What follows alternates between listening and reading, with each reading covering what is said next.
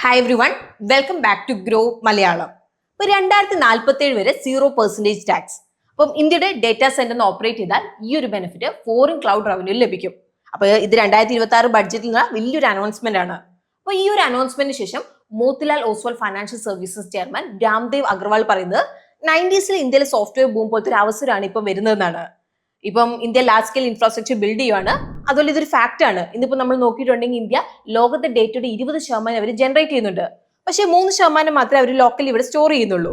അപ്പം ഇതൊരു സംസാരം മാത്രമല്ല, വലിയ ടെക് ഓൾറെഡി ക്യാപിറ്റൽ കമ്മിറ്റ് ചെയ്തിട്ടുണ്ട്. സോ ഇപ്പം ഈ ഒരു അനൗൺസ്മെന്റിന് ശേഷം ഡേറ്റാ സെന്റർ സ്റ്റോക്സ് ഇന്ന് ബെനിഫിറ്റ് കിട്ടാൻ സാധ്യതയുള്ള സ്റ്റോക്സ് ആണ് ഇന്നത്തെ വീഡിയോയിൽ നമ്മൾ കവർ ചെയ്യാൻ വേണ്ടി ഉദ്ദേശിച്ചേക്കുന്നത്. ഈ ഒരു തീം നമ്മൾ 5 ബക്കറ്റ് ആയിട്ട് നമുക്ക് ബ്രേക്ക് ചെയ്യാം. ഓരോ ബക്കറ്റിലും നമുക്ക് നോക്കാം കമ്പനി എന്താണ് ചെയ്യുന്നത്, അതുപോലെ ടോട്ടൽ റവന്യൂലേക്ക് ഡേറ്റാ സെന്ററിന്റെ ഇമ്പാക്ട് എന്താണെന്നുള്ളത്. So let's begin today's video.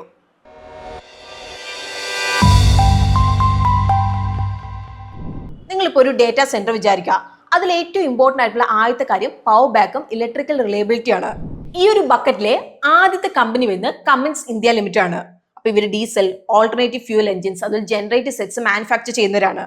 ഇത് നമുക്കൊന്ന് സിമ്പിൾ ആയിട്ട് നമുക്ക് മനസ്സിലാക്കാം. സപ്പോസ് ഒരു B2B ക്ലയന്റ് ഉണ്ട്, ടെക് ക്ലൗഡ്. അപ്പൊ അവര് വലിയ ഡാറ്റാ സെന്റേഴ്സ് ബിൽഡ് ചെയ്യുന്നുണ്ട്.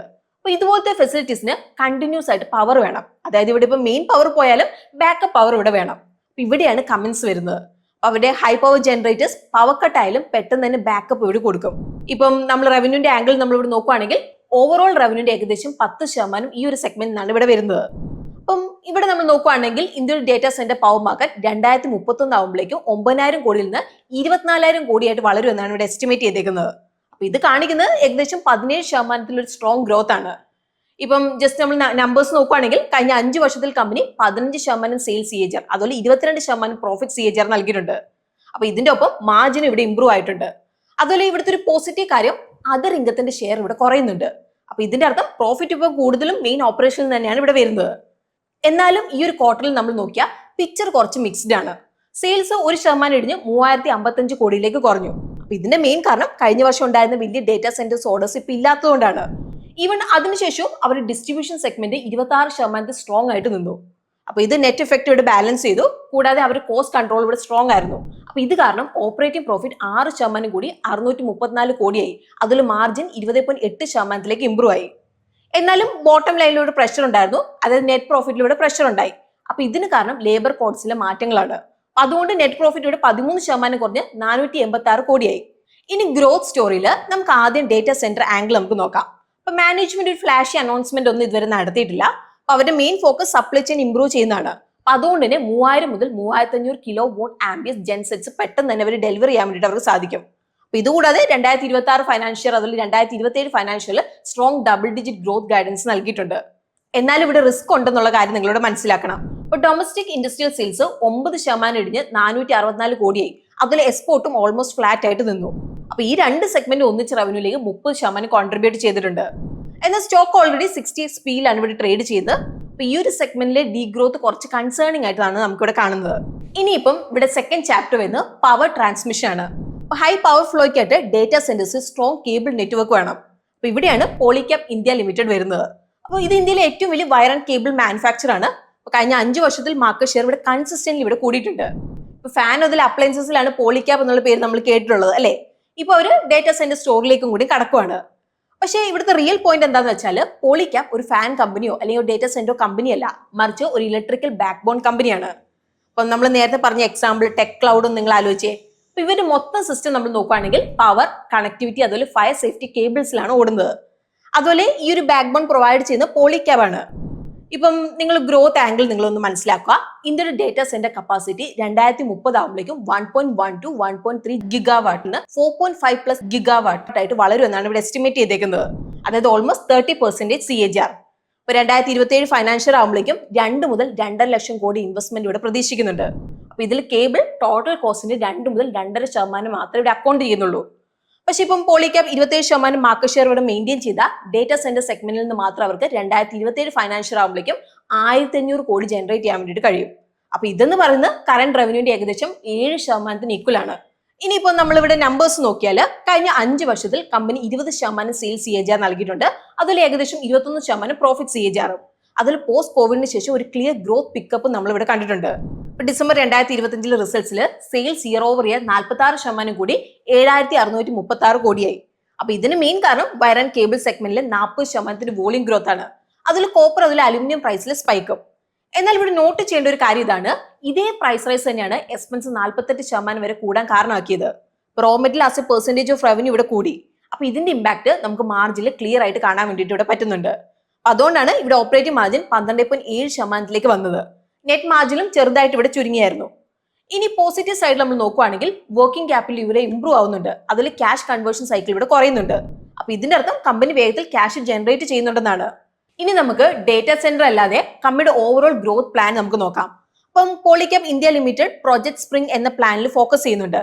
അപ്പൊ ഇവിടുത്തെ ലക്ഷ്യം ഇൻഫ്രാ ബൂം യൂസ് ചെയ്ത് 2030 ഫൈനാൻഷ്യൽ വരെ അഗ്രസീവായിട്ട് സ്കെയിലപ്പ് ചെയ്യാനാണ്. അപ്പൊ ഇതിനായിട്ട് കമ്പനി അടുത്ത 5 വർഷത്തിൽ 6,000 മുതൽ 8,000 കോടി ക്യാപെക്സ് ഇവിടെ പ്ലാൻ ചെയ്തിട്ടുണ്ട്. അപ്പൊ ഇതിന്റെ അർത്ഥം ഇയർലി 1,200 മുതൽ 1,600 കോടി വരെ ഇൻവെസ്റ്റ് ചെയ്യും. ഇനി ഇവിടുത്തെ ഇൻട്രസ്റ്റിംഗ് പാർട്ട് എന്താന്ന് വെച്ചാൽ മാനേജ്മെന്റ് ഇവിടെ ടാർഗറ്റ് ചെയ്യുന്നത് 4 മുതൽ 5 ഇരട്ടി അസറ്റ് ടേൺ ഓവർ ആണ്. നമ്മൾ സിമ്പിൾ ആയിട്ട് പറഞ്ഞാൽ ഇന്നിപ്പോ നമ്മൾ 1 രൂപ ഇൻവെസ്റ്റ് ചെയ്താൽ ഭാവിയിൽ 4 മുതൽ 5 രൂപ റവന്യൂ ജനറേറ്റ് ചെയ്യുമെന്നാണ് ലക്ഷ്യമിടുന്നത്. അപ്പം ഇത് ബേസ് ചെയ്ത് നമ്മൾ നോക്കുമ്പോൾ ഈ ഒരു ക്യാപെക്സ് കൊണ്ട് 4,800 മുതൽ 8,000 കോടി എക്സ്ട്രാ ആനുവൽ റവന്യൂ ഫ്യൂച്ചറിൽ നമുക്ക് ക്രിയേറ്റ് ചെയ്യാൻ വേണ്ടി ചാൻസ് ഉണ്ട്, കപ്പാസിറ്റീസ് നമ്മൾ ഫുൾ ആയിട്ട് യൂസ് ചെയ്താൽ. പക്ഷേ ഇത് പെട്ടെന്ന് വളരില്ല. ഏകദേശം 2 വർഷത്തെ ഒരു ലാഗ് എന്തായാലും ഇവിടെ ഉണ്ടാവും. പിന്നെ ഇതൊക്കെ ജസ്റ്റ് എസ്റ്റിമേറ്റ്സ് മാത്രമാണ്. ആക്ച്വൽ നമ്പേഴ്സ് ഡിപ്പെൻഡ് ചെയ്യുന്ന എക്സിക്യൂഷൻ അനുസരിച്ചിരിക്കും. എന്നാൽ നമുക്കിവിടെ ഒഴിവാക്കാൻ സാധിക്കാത്ത കുറച്ച് റിസ്ക്കും കൂടി ഉണ്ട്. അപ്പോൾ ഇവിടുത്തെ ആദ്യത്തെ കൺസേൺ വരുന്ന അൾട്രാടെക് സിമെന്റ് ലിമിറ്റഡ് പോലുള്ള വലിയ പ്ലേയേഴ്സ് ഈ ഒരു സ്പേസിലേക്ക് അഗ്രസീവായിട്ട് ഇൻവെസ്റ്റ് ചെയ്യുന്നുണ്ട്. അപ്പോൾ ഇത് കോമ്പറ്റീഷൻ അതുപോലെ ഇൻഡസ്ട്രി ഡിസ്റപ്ഷൻ റിസ്ക് ഇവിടെ കൂട്ടും. അപ്പോൾ സെയിം ടൈമിൽ റീസെന്റ് പ്രൊമോട്ടർ സെല്ലിംഗ് ഇവിടെ ഉണ്ടായിട്ടുണ്ട്. അപ്പോൾ ഇത് നമ്മൾ ഇവിടെ ശ്രദ്ധിക്കണം. ഇനി അടുത്ത ചാപ്റ്റർ ഡേറ്റാ സെന്റർ ഡെവലപ്പേഴ്സ് അതിൽ ഓപ്പറേറ്റേഴ്സ് ആണ്. ഇതെന്ന് പറഞ്ഞാൽ ഡേറ്റാ സെന്റേഴ്സ് ഓപ്പറേറ്റ് ചെയ്യാൻ വേണ്ടി ബിൽഡിംഗ്സും ഇൻഫ്രാസ്ട്രക്ചറും ക്രിയേറ്റ് ചെയ്യുന്ന കമ്പനീസ് ആണ് ഈ ഒരു ബക്കറ്റിൽ വരുന്നത്. അപ്പൊ ഈ ഒരു ബക്കറ്റിൽ വരുന്നതാണ് അനന്തരാജ് ലിമിറ്റഡ്. ഇപ്പൊ ട്രഡീഷണലി നമ്മൾ നോക്കുകയാണെങ്കിൽ ഇതൊരു റിയൽ എസ്റ്റേറ്റ് ഡെവലപ്പർ ആണ്. പക്ഷേ ഇപ്പോൾ അവരുടെ ലാൻഡ് ബാഗും IT പാർക്കും യൂസ് ചെയ്ത് ഡേറ്റാ സെന്റേഴ്സും ഡിജിറ്റൽ ഇൻഫ്രാസ്ട്രക്ചർ ബിസിനസ്സും ബിൽഡ് ചെയ്യാൻ വേണ്ടി അവർ തുടങ്ങിയിട്ടുണ്ട്. ഇപ്പോൾ ഒരു ഗവൺമെന്റ് ഏജൻസി നിങ്ങൾ ആലോചിക്കുക, ഗവൺനെറ്റ്. ഇവർക്ക് അവരുടെ റെക്കോർഡ്സ് ഡിജിറ്റലൈസ് ചെയ്യാനായിട്ട് വലിയ സെർവർ സ്പേസ് വേണം. അപ്പൊ ഇതിനായിട്ട് അവർ അനന്തരാജ് ലിമിറ്റഡിനെ അപ്രോച്ച് ചെയ്യും. ഇവിടെ കമ്പനി അവർക്ക് 2 ഓപ്ഷൻസ് ഇവിടെ ഓഫർ ചെയ്യും. ആദ്യത്തെ കോ ലൊക്കേഷൻ ആണ്. ഇവിടെ ക്ലയന്റ് അവർ തന്നെ ഓൺ സെർവേഴ്സ് കൊണ്ടുവരും. Anantraj limited space, power, cooling, infrastructure മാത്രമേ അവർക്ക് പ്രൊവൈഡ് ചെയ്യും. ഇനി രണ്ടാമത് ക്ലൗഡ് സർവീസ് ആണ്. ഇവിടെ അനന്തരാജ് ലിമിറ്റഡ് തന്നെ സെർവേഴ്സ് സെറ്റ് ചെയ്യും. പിന്നെ ക്ലയൻസിന് സബ്സ്ക്രിപ്ഷൻ മോഡൽ കമ്പ്യൂട്ടിംഗ് സർവീസ് അവർ നൽകും. ഈവൻ ഇപ്പോഴും മെജോറിറ്റി റവന്യൂ റിയൽ എസ്റ്റേറ്റിൽ നിന്ന് തന്നെയാണ് വരുന്നത്. എന്നാൽ 9 മന്ത് എൻഡിംഗ് ഫൈനാൻഷ്യൽ 2026 പ്രകാരം നമ്മൾ നോക്കുകയാണെങ്കിൽ ഡേറ്റാ സെന്റർ സെഗ്മെന്റ് ഏകദേശം റവന്യൂലേക്ക് 5.5% ഇവിടെ കോൺട്രിബ്യൂട്ട് ചെയ്യുന്നുണ്ട്. ഇപ്പം ഗ്രോത്ത് സ്റ്റോറി നമ്മൾ നോക്കുമ്പോൾ കഴിഞ്ഞ 5 വർഷത്തിൽ സെയിൽസ് 49% CAGR വളർന്നിട്ടുണ്ട്. അതിൽ പ്രോഫിറ്റ് നമ്മൾ നോക്കുകയാണെങ്കിൽ 74% CAGR വളർന്നിട്ടുണ്ട്. അപ്പോൾ പോസ്റ്റ് കോവിഡിന് ശേഷം ഷാർപ്പ് സ്പൈക്ക് നമുക്ക് ഇവിടെ വിസിബിൾ ആണ്. പക്ഷെ അതെങ്ങനെയാണ്? അനന്തരാജ് ലിമിറ്റഡ് ഗുരുഗ്രാം പോലെയുള്ള പ്രൈം ലൊക്കേഷനിൽ പ്രോജക്ട്സ് ലോഞ്ച് ചെയ്തിട്ടുണ്ട്. അപ്പൊ ഇത് പെട്ടെന്ന് തന്നെ സോൾഡ് ഔട്ട് ആയി. അപ്പൊ ഇവിടെ നിന്നാണ് ഏറ്റവും വലിയ അഡ്വാൻറ്റേജ് കമ്പനിക്ക് വന്നത്. 320-ലധികം acre debt free land bank ഉണ്ട്. അപ്പൊ മുന്നേ ഇതെല്ലാം ലോ കോസ്റ്റിൽ അക്വയർ ചെയ്താണ്. അപ്പൊ ഇത് കാരണം മാർജിൻ നല്ലപോലെ ഇവിടെ എക്സ്പാൻഡ് ചെയ്തു. ഡിസംബർ 2025 റിസൾട്ട്സും ഈ ഒരു സെയിം പാറ്റേൺ നമ്മൾ കണ്ടിട്ടുണ്ട്. സെയിൽസ് 20% കൂടി 642 കോടിയിലേക്ക് കൂടി. അതുപോലെ ഓപ്പറേറ്റിംഗ് പ്രോഫിറ്റ് മാർജിൻ 26.5%ലേക്ക് ഇംപ്രൂവ് ആയിട്ടുണ്ട്. അപ്പൊ ഈ ഒരു മൊമെന്റത്തോടെ നെറ്റ് പ്രോഫിറ്റ് 31% കൂടി 144 കോടിയായി. അഗ്രസീവ് ഡെറ്റ് റിഡക്ഷൻ കാരണം ഇൻട്രസ്റ്റ് കവറേജ് നല്ലപോലെ ഇവിടെ ഇംപ്രൂവ് ആയിട്ടുണ്ട്. 2025 ഫൈനാൻഷ്യലിൽ 10x-ൽ നിന്ന് 45x-ലേക്ക് കൂടി. അതേസമയത്ത് ഇവിടെ അസറ്റ് ടേൺ ഓവർ റേഷ്യോ ഇവിടെ ഇംപ്രൂവ് ചെയ്യുന്നുണ്ട്. അപ്പൊ ഇത് ബെറ്റർ എഫിഷ്യൻസിയുടെ ഒരു സിഗ്നൽ ആണ്. ഇപ്പം ഗ്രോത്ത് പ്ലാൻ നമ്മൾ നോക്കുമ്പോൾ അനന്തരാജ് ലിമിറ്റഡ് 2022 ഫൈനാൻഷ്യൽ ആകുമ്പോഴേക്ക് 117 മെഗാവാട്ട് ആണ് ടാർഗറ്റ് ചെയ്യുന്നത്. അപ്പോൾ കോലൊക്കേഷൻ പെർ മന്ത് ഏകദേശം 90 ലക്ഷം സ്റ്റഡി റവന്യൂ ഇവിടെ നൽകുന്നുണ്ട്. ക്ലൗഡ് ബിസിനസ് പെർ മന്ത് ഏകദേശം 12 കോടി ജനറേറ്റ് ചെയ്യുന്നുണ്ട്. അപ്പം സിമ്പിൾ മാത്ത് നമ്മൾ ഇവിടെ നോക്കുകയാണെങ്കിൽ ഡേറ്റാ സെന്റർ മാത്രം 2028 ഫൈനാൻഷ്യൽ ആകുമ്പോഴേക്കും 3000 കോടിയിലധികം ആനുവൽ റവന്യൂ ഇവിടെ ജനറേറ്റ് ചെയ്യും. അപ്പൊ ഇതെന്ന് പറഞ്ഞാൽ 2025 ഫൈനാൻഷ്യൽ റവന്യൂന്റെ ഏകദേശം 1.15 ടൈംസ് ആണ്. ഇപ്പൊ റിയൽ എസ്റ്റേറ്റ് സൈഡിൽ നമ്മൾ നോക്കുകയാണെങ്കിൽ ഗുരുഗ്രാമിലുള്ള പ്രൊജക്ട്സിന് അടുത്ത 4-5 വർഷത്തിൽ 15,000 കോടിയിലധികം റവന്യൂ പൊട്ടൻഷ്യൽ ഉണ്ട്. അപ്പൊ ഇതെന്ന് പറഞ്ഞാൽ ടോട്ടൽ 2025 ഫൈനാൻഷ്യൽ റവന്യൂന്റെ ഓൾമോസ്റ്റ് 7 ഇരട്ടിയാണ്. പക്ഷേ ഇവിടെ റിസ്ക് നമ്മൾ ശ്രദ്ധിക്കേണ്ട കാര്യം തന്നെയാണ്. ഇവരുടെ റിസ്ക് എന്താണെന്നും കൂടി നമുക്ക് നോക്കാം. ഈവൻ ഇപ്പം 96% റവന്യൂ റിയൽ എസ്റ്റേറ്റിൽ നിന്നാണ് വരുന്നത്. അതിൽ NCR മാർക്കറ്റിൽ ഡിമാൻഡ് സ്ലോ ആവുന്നുണ്ട്. അപ്പൊ ഇവിടെ ലോഞ്ചും സെയിൽസും രണ്ടും ഇവിടെ ഇടിയുന്നുണ്ട്. ഇനി രണ്ടാമത്തെ കാര്യം ക്ലൗഡ് ബിസിനസ് സ്കെയിൽ ചെയ്യുന്ന എക്സ്പെൻസീവ് ആണ്. ജസ്റ്റ് ഒരു 14 മെഗാവാട്ട് പ്ലാന് കമ്പനിക്ക് 1400 കോടിയുടെ ക്യാപെക്സ് ആവശ്യമാണ്. അപ്പൊ ഇത് 2025 ഫൈനാൻഷ്യൽ റവന്യൂന്റെ 68% ആണ്. അതേസമയത്ത് ഈ ഒരു സെഗ്മെന്റ് നിലവിൽ 5.5% മാത്രമാണ് കോൺട്രിബ്യൂട്ട് ചെയ്യുന്നത്. ഇനി നമ്മുടെ അടുത്ത ബക്കറ്റ് വരുന്നത് കൂളിംഗ് ആൻഡ് തേർമൽ മാനേജ്മെന്റ് ആണ്. അപ്പൊ ഇതിൽ വരുന്നതാണ് ബ്ലൂ സ്റ്റാർ ലിമിറ്റഡ്. അപ്പം ഇത് നിങ്ങൾക്ക് ഒരു AC ബ്രാൻഡ് ആയിട്ടാവും അറിയുന്നത്. പക്ഷേ ഇവരുടെ ശരിക്കുള്ള കളി എന്ന് പറഞ്ഞാൽ 2 സെഗ്മെന്റിലാണ് വരുന്നത്. ഒന്ന് റീറ്റെയിൽ AC മാർക്കറ്റ്, ഇത് കോമ്പറ്റേറ്റീവ് ആണ്. അടുത്ത കൊമേഴ്ഷ്യൽ ഇലക്ട്രോ മെക്കാനിക്കൽ പ്രോജക്ട്സ് ആണ്. അപ്പൊ ഇവിടെയാണ് ഡേറ്റാ സെന്റർ ഡിമാൻഡ് വരുന്നത്. അപ്പൊ ഇന്ത്യയുടെ ഡേറ്റാ സെന്റർ കൂളിംഗ് മാർക്കറ്റ് 2031 ആകുമ്പോഴേക്കും 27,000 കോടിയിൽ നിന്ന് 85,000 കോടിയായിട്ട് വളരാം. അതിൽ ബ്ലൂ സ്റ്റാർ ഈ ഒരു സെഗ്മെന്റിൽ എക്സ്പാൻഡ് ചെയ്യുന്നുണ്ട് ഇവിടെ. അപ്പൊ ഇവിടെ മാർജിൻസും ഇവിടെ ഇംപ്രൂവ് ചെയ്യുന്നുണ്ട്. അതുപോലെ ഇവിടുത്തെ ഒരു ഇൻട്രസ്റ്റിംഗ് പോയിന്റ് എന്ന് വെച്ചാൽ ഈ ഒരു സെഗ്മെന്റ് ഓൾറെഡി കമ്പനിയുടെ റവന്യൂന്റെ ഓൾമോസ്റ്റ് 50% കോൺട്രിബ്യൂട്ട് ചെയ്യുന്നുണ്ട്. ഇപ്പം നമ്മൾ നമ്പേഴ്സ് നോക്കുകയാണെങ്കിൽ കഴിഞ്ഞ 5 വർഷത്തിൽ കമ്പനി 17% സെയിൽസ് CAGR, അതുപോലെ 32% പ്രോഫിറ്റ് CAGR നൽകിയിട്ടുണ്ട്. ഇപ്പൊ ഡിസംബർ 2025 ക്വാർട്ടറിൽ ഓപ്പറേഷൻസ് സ്റ്റേബിൾ ആയിട്ട് നിന്നു. സെയിൽസ് 4% കൂടി 2,925 കോടിയായി. അതിൽ ഓപ്പറേറ്റിംഗ് പ്രോഫിറ്റ് 5% വളർന്നു. മാർജിൻ ഇപ്പോൾ 7.5% സ്റ്റേബിൾ ആണ്. ഇപ്പൊ growth mainly factories, data centres, അതുപോലെ കൊമേഴ്ഷ്യൽ പ്രൊജക്ട്സ് എന്നാണ് ഇവിടെ വന്നേക്കുന്നത്. എന്നാൽ നമ്മൾ നോക്കുകയാണെങ്കിൽ ബോട്ടം ലൈനിൽ പ്രഷർ ഉണ്ടായിരുന്നു. ലേബർ കോഡ്സിൽ ചേഞ്ചസ് ഉള്ളതുകൊണ്ട് 1 ടൈം ലോസിന് കാരണമായി. അപ്പൊ അതുകൊണ്ട് നെറ്റ് പ്രോഫിറ്റ് ഇവിടെ 39% ഇടിഞ്ഞ് 81 കോടിയായി. ഇപ്പം സെപ്റ്റംബർ 2025 പ്രകാരം ബ്ലൂ സ്റ്റാർ ലിമിറ്റഡിന്റെ ഓർഡർ ബുക്ക് 71,200 കോടിയിൽ എത്തി നിൽക്കുന്നുണ്ട്. അപ്പൊ ഇത് 2025 ഫൈനാൻഷ്യൽ റവന്യൂന്റെ ഓൾമോസ്റ്റ് 60%. അപ്പൊ മുന്നോട്ടേക്ക് നോക്കുമ്പോൾ റൂം AC സെഗ്മെന്റ് മീഡിയം ടേമിൽ 18 മുതൽ 20% CAGR ഗ്രോത്ത് ആണ് ടാർഗറ്റ് ചെയ്യുന്നുണ്ട്. കൊമേഴ്ഷ്യൽ AC സെഗ്മെന്റോടെ 8 മുതൽ 10% CAGR. അപ്പൊ ഇവിടെ ശ്രദ്ധ കൂടുതലും വോളിയത്തിനേക്കാളും മാർജിനിലാണ്. എന്നാലും നമ്മൾ ഇവിടുത്തെ റിസ്ക് ഒഴിവാക്കാൻ വേണ്ടി നമുക്ക് സാധിക്കുന്നതല്ല. ചില സെഗ്മെന്റ് മാത്രം നിലവിൽ അണ്ടർ പെർഫോം ചെയ്യുന്നുള്ളൂ. ലൈക്ക് ഇപ്പോൾ ഡീപ് ഫ്രീസേഴ്സ്, അതുപോലെ വാട്ടർ കൂളർ ബിസിനസ്. അപ്പൊ ഇവിടെ FMCG സ്ലോ ഡൗണിന്റെ ഇമ്പാക്ട് വിസിബിൾ ആണ്. അപ്പൊ സെയിം ടൈമിൽ ബാലൻസ് ഷീറ്റിലും കുറച്ച് പ്രഷർ ഉണ്ട്. ഡെറ്റ് കൂടിയത് കാരണം ഇൻട്രസ്റ്റ് കവറേജ് റേഷ്യോ ഇവിടെ വീക്കായി. ഇപ്പൊ ഇൻവെന്ററി സൈഡിൽ കമ്പനി ഇന്റൻഷ്യൽ ആയിട്ട് എക്സ്ട്രാ 30 ദിവസം സ്റ്റോക്ക് ഇവിടെ ഹോൾഡ് ചെയ്യുന്നുണ്ട്. അപ്പൊ ഇതിന്റെ മെയിൻ റീസൺ ചൈന ഡിപ്പെൻഡൻസിയും സപ്ലൈ ചെയിൻ റിസ്ക്കും മാനേജ് ചെയ്യാനായിട്ടാണ്. ഇനി ഫൈനൽ ബക്കറ്റ് വരുന്നതാണ് കമ്പ്യൂട്ട് സെർവർ, അതുപോലെ AI ഇൻഫ്രാസ്ട്രക്ചർ ആണ്. അപ്പൊ ഈ ഒരു സെഗ്മെന്റിൽ വരുന്നതാണ് നെറ്റ്വെബ് ടെക്നോളജീസ് ഇന്ത്യ ലിമിറ്റഡ്. അപ്പൊ ഇവര് high end computing solutions manufacture ചെയ്യുന്നത്. നമ്മളിത് സിമ്പിൾ ആയിട്ട് പറഞ്ഞുകൊണ്ട് ഡേറ്റാ സെന്റേഴ്സിനായിട്ട് എഞ്ചിൻ പ്രൊവൈഡ് ചെയ്യുന്നുണ്ട്, ലൈക്ക് സെർവേഴ്സ്, അതുപോലെ സ്റ്റോറേജ്. ഇപ്പം നമ്മൾ എക്സാമ്പിൾ നോക്കുകയാണെങ്കിൽ ഡേറ്റാ സെന്റർ തന്നെ ഒരു റെന്റൽ ബിസിനസ് ആണ്. അതുപോലെ നെറ്റ്വെബ് അവർക്കായിട്ട് ഹാർഡ്വെയർ ഇവിടെ സപ്ലൈ ചെയ്യും. എന്നാലും ഇവിടെ ഓവറോൾ റവന്യൂ ഷെയർ നമ്മൾ നോക്കുകയാണെങ്കിൽ സ്റ്റിൽ ചെറുതാണ്. 2025 ഫൈനാൻഷ്യലിൽ ടോട്ടൽ റവന്യൂ 1,149 കോടിയായിരുന്നു. അപ്പൊ ഇതിൽ ഡേറ്റാ സെന്റർ സർവീസ് 3% മാത്രമേ കോൺട്രിബ്യൂട്ട് ചെയ്യുന്നത്. ഇനി കമ്പനിക്കുള്ള വലിയൊരു മാറ്റമാണ് AI സൈഡിലേക്കുള്ള മാറ്റം. അപ്പം AI related revenue Q3 FY26 15% 64% വരെ കൂടി. അപ്പൊ ഈ ഒരു ബൂം കണ്ടിട്ട് നമ്പേഴ്സ് നോക്കുമ്പോൾ ഗ്രോത്ത് വളരെ സ്ട്രോങ് ആണ്.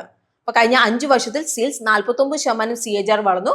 പ്രോഫിറ്റ് നമ്മൾ നോക്കുകയാണെങ്കിൽ 96% CAGR വളർന്നിട്ടുണ്ട്. അപ്പൊ ഇവിടെ സ്ട്രോങ് ഗ്രോത്ത് ഉണ്ടെങ്കിലും മാർജിൻ 13 മുതൽ 14% റേഞ്ചിൽ തന്നെ സ്റ്റേബിൾ ആയിട്ട് നിന്നു. പക്ഷേ കുറച്ച് പ്രഷർ ഇവിടെ വിസിബിൾ ആണ്. ഇതിന്റെ റീസൺ സിമ്പിൾ ആണ്. മാനേജ്മെന്റ് ഇന്റൻഷ്യൽ ആയിട്ട് അഗ്രസീവ് പ്രൈസിംഗ് ഇവിടെ ഫോളോ ചെയ്തു. ഇപ്പൊ ലോങ് ടേമിലേക്ക് ക്ലയൻസിനെ കിട്ടാനും അതുപോലെ റിപ്പീറ്റഡ് ബിസിനസ്സിനായിട്ടാണ് അവർ ഇത് ചെയ്തേക്കുന്നത്. ഡിസംബർ 2025 ക്വാർട്ടറിൽ നമുക്കൊരു എക്സാമ്പിൾ ആയിട്ട് എടുക്കാം. അപ്പൊ വലിയൊരു AI ഓർഡറിന്റെ കംപ്ലീഷൻ കാരണം സെയിൽസ് ഇവിടെ 141% കൂടി 805 കോടിയായി. പക്ഷേ ഈ ഒരു കേസിൽ കമ്പനി ചെറിയ ഡിസ്കൗണ്ടിൽ ഡീൽ ഇവിടെ എടുത്തു. അപ്പൊ ഇത് കാരണം ഓപ്പറേറ്റിംഗ് പ്രോഫിറ്റ് ഇവിടെ സ്ട്രോങ് ആയിട്ട് വളർന്നു. പക്ഷെ മാർജിൻ ഇവിടെ ചെറുതായിട്ട് ചുരുങ്ങി 12.2%. അപ്പൊ ഇവിടെ കമ്പനി മനഃപൂർവ്വം മാർജിൻ സാക്രിഫൈസ് ചെയ്തുകൊണ്ട് മാർക്കറ്റ് ഷെയർ ക്യാപ്ചർ ചെയ്യാൻ വേണ്ടിയിട്ട് ഇവിടെ നോക്കുകയാണ്. ഇപ്പൊ മാനേജ്മെന്റ് ഇവിടെ ക്ലിയർ ഗൈഡൻസ് നൽകിയിട്ടുണ്ട്. കമ്പനി ഓർഗാനിക്കലി ഒരു 35 മുതൽ 40% CAGR വളരും എന്ന കാര്യം. ഇപ്പൊ 2025 ഫൈനാൻഷ്യൽ റവന്യൂവിന്റെ ബേസ് ചെയ്ത് നമ്മൾ നോക്കിയാൽ 2026 ഫൈനാൻഷ്യല് 1,550 മുതൽ 1,600 കോടി ഇവിടെ എക്സ്പെക്ട് ചെയ്യുന്നുണ്ട്. എന്നാൽ ലാസ്റ്റ് 12 മന്ത് ബേസിസിൽ കമ്പനി ഓൾറെഡി 1,800 കോടി റൺ റേറ്റിലാണ്. അപ്പൊ സെയിം ടൈമിൽ കമ്പനി 2,184 കോടി മൂല്യമുള്ള ഓർഡർ സെക്യൂർ ചെയ്തിട്ടുണ്ട്. ഇത് 2027 ഫൈനാൻഷ്യലിൽ എക്സിക്യൂട്ട് ചെയ്യും. അതുപോലെ ഓർഡർ ബുക്ക് 2025 ഫൈനാൻഷ്യൽ റവന്യൂന്റെ ഓൾമോസ്റ്റ് 1.9x ആണ്. ഇനിയിപ്പം വേറൊരു ഇമ്പോർട്ടന്റ് പോയിന്റ് വരുന്നത് റിപ്പീറ്റഡ് കസ്റ്റമേഴ്സിന്റെ ഷെയർസ് നല്ലപോലെ കൂടുതലാണ്, അറൌണ്ട് 80%. അതിൽ ടോപ്പ് 5 കസ്റ്റമേഴ്സിന്റെ കോൺസെൻട്രേഷൻ നമ്മൾ നോക്കുകയാണെങ്കിൽ 65% കൂടിയിട്ടുണ്ട്. അപ്പൊ ഈ ഒരു കോൺസെൻട്രേഷന്റെ മേലെ നമുക്ക് എന്തായാലും ഇവിടെ ഒരു കണ്ണു വേണം. സെയിം ടൈമിൽ ഇവിടെ വാല്യുവേഷൻ സ്ട്രെച്ച്ഡ് ആണ്. സ്റ്റോക്ക് 106 XPന്റെ അടുത്ത് ട്രേഡ് ചെയ്തുകൊണ്ട്. അതെ, കഴിഞ്ഞ 3 വർഷത്തിൽ പ്രോഫിറ്റ് ഗ്രോത്ത് ഇവിടെ സ്ട്രോങ് ആയിരുന്നു. എന്നാൽ ഈ ഒരു സ്പീഡ് സസ്റ്റെയിൻ ചെയ്തില്ലെങ്കിൽ ഡൗൺ സൈഡ് റിസ്ക് ഇവിടെ ഈക്വലി കൂടുതലായിരിക്കും. സോ നമ്മൾ ഇന്നത്തെ വീഡിയോയുടെ ലാസ്റ്റ് പാർട്ടിലേക്ക് നമ്മൾ എത്തിയിട്ടുണ്ട്. ഈ ഒരു ഡേറ്റാ സെന്റർ വേവില് നിങ്ങൾക്ക് കൂടുതൽ നേട്ടം കിട്ടാൻ സാധ്യതയുള്ള സ്റ്റോക്ക് ഏതാണെന്നാണ് തോന്നുന്നത്? അത് നിങ്ങൾക്ക് താഴെ കമന്റ്സ് നമ്മളോട് ഷെയർ ചെയ്യാവുന്നതാണ്. പിന്നെ ഇന്നത്തെ വീഡിയോ നമ്മൾ എഡ്യൂക്കേഷണൽ പർപ്പസിനായിട്ടാണ് കവർ ചെയ്തിരിക്കുന്നത്. ഇതൊരു ഇൻവെസ്റ്റ്മെന്റ് അഡ്വൈസ് അല്ല. അപ്പൊ ഏതെങ്കിലും ഒരു കമ്പനിയിലേക്ക് നിങ്ങൾ ഇൻവെസ്റ്റ് ചെയ്യുന്നതിന് മുമ്പ് ഡീറ്റെയിൽ ആയിട്ട് റിസർച്ച് ചെയ്തതിനു ശേഷം മാത്രം ഇൻവെസ്റ്റ് ചെയ്യാൻ വേണ്ടിയിട്ട് നിങ്ങൾ ശ്രദ്ധിക്കണം. സോ നമുക്ക് പുതിയൊരു വീഡിയോ ആയിട്ട് ഗ്രോ മലയാളം ചാനലിലൂടെ വീണ്ടും കാണാം. അതുവരെ take care, happy investing and bye from Rincy.